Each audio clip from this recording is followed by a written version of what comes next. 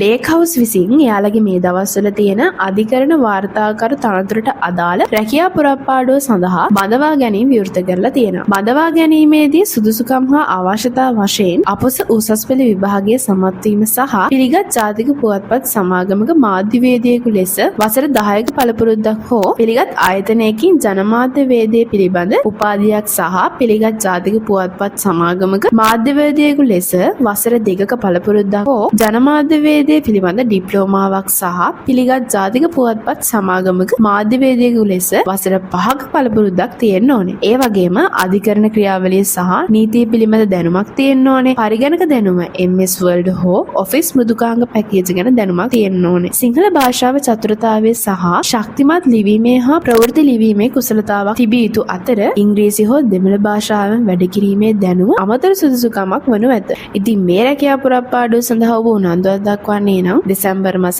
14 වෙනි දින හෝ ඊට පෙර අයදුම් කරන්න. ඒ වගේම මේ රැකියා පුරප්පාඩුවට අදාළ වැඩිදුර විස්තර දැන ගැනීම සඳහා දැම්ම findeed.lk වෙබ්සයිට් එකේ jobs කැටගරි එකට විසිට් කරන්න. ඒ වගේම මේ වගේ තවත් job vacancies ගැන දැනගන්න දැම්ම අපිත් එක්ක එකතු වෙන්න.